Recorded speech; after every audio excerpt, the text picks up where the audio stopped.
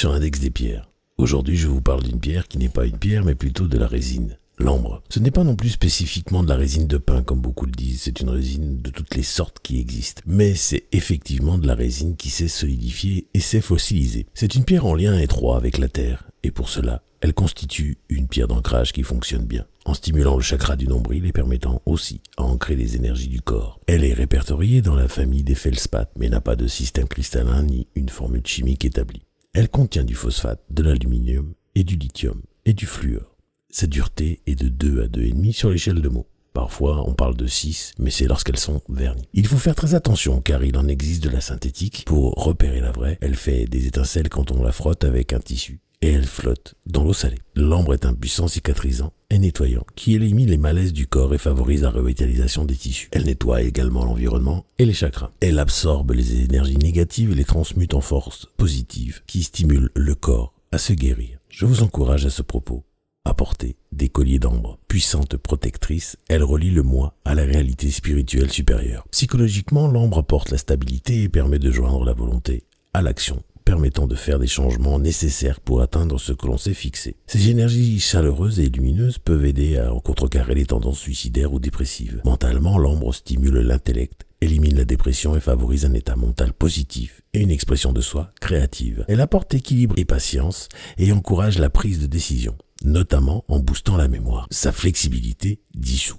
l'opposition. Émotionnellement, l'ambre encourage la paix et développe la confiance. Spirituellement, l'ambre favorise l'altruisme et apporte sagesse. Elle permet également le nettoyage et la guérison puissante des chakras. Au niveau physique, elle imprègne le corps de vitalité et a le pouvoir d'éliminer les maladies du corps qui concernent principalement l'estomac, la rate, les reins, la vessie, le foie et la vésicule biliaire. Et atténue également les problèmes articulaires et renforce les muqueuses. En absorbant la douleur et les énergies négatives, l'ambre permet au corps de se rééquilibrer et de se soigner. Vous l'aviez déjà entendu, mais je vous le répète maintenant puisque l'on parle du physique.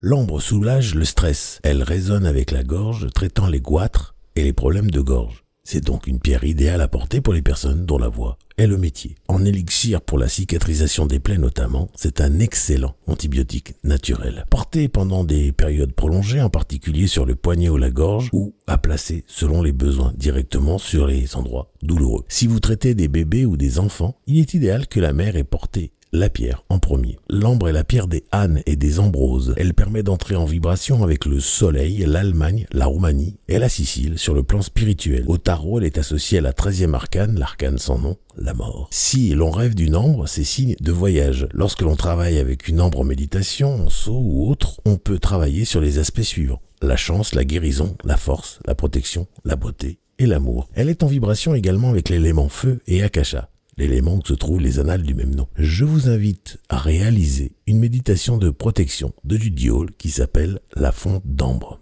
Fermez les yeux et respirez profondément en vous ancrant à la terre. Respirez doucement et tenez un morceau d'ambre au-dessus de votre tête. Vous placez-le sur votre tête si vous êtes allongé. Mettez toute votre attention sur le cristal. Sentez l'ambre fondre lentement et couler comme du miel tout autour de votre champ aurique, jusqu'à ce qu'il le recouvre complètement et se rejoigne sous vos pieds. Sentez à quel point vous êtes en sécurité dans votre cape d'ambre. Sentez l'ambre fondre lentement et couler comme du miel tout autour de votre champ aurique, jusqu'à ce qu'il le recouvre complètement et se rejoigne sous vos pieds. Sentez à quel point vous êtes en sécurité dans votre cape d'ambre, à quel point vous pouvez facilement trouver votre centre et votre connexion avec la terre, à l'intérieur de ce magnifique cristal. Permettez au cristal d'extraire et de transmuter toute énergie négative ou émotion effrayante, vous déstressant et vous remplissant d'estime de soi positive et de paix intérieure. Ressentez comment, du sommet de votre tête jusqu'à votre cœur et jusqu'à la terre sous vos pieds, vous disposez d'un noyau central de paix profonde, sur lequel vous pouvez vous appuyer et compter. Lorsque vous êtes prêt, retirez votre attention du cristal, mais laissez votre bulle en place, afin que lorsque vous ramènerez votre attention dans la pièce, que vous ayez toujours ce noyau de paix intérieur. Tapez du pied pour vous replonger dans le quotidien. Voilà, c'était la petite méditation.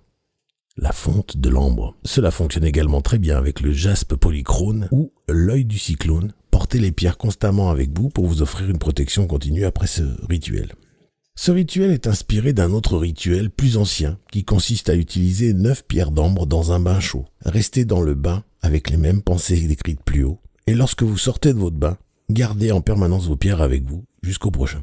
Je termine avec l'ambre pour vous indiquer que le nettoyage se fait principalement à l'eau de source et en fumigation. Les autres méthodes fonctionnent très bien aussi. Je vous remercie de m'avoir écouté jusqu'à la fin. Si vous avez des questions, je vous encourage à me les poser en commentaire ou par email à podcast@mepcrystal.com. Je suis toujours fan de vos pouces en l'air et partages pour lesquels je suis très reconnaissant et éternellement reconnaissant. Il en va de même pour la visite de mes sites mepcrystal.com et chriscare.com. N'hésitez pas à me contacter pour les consultations énergétiques ou lithothérapeutiques. Et je vous rappelle que vous pouvez me contacter également pour les brûlures. Je vous laisse avec tout mon amour en prime et je demande à l'univers de vous couvrir de la meilleure énergie possible.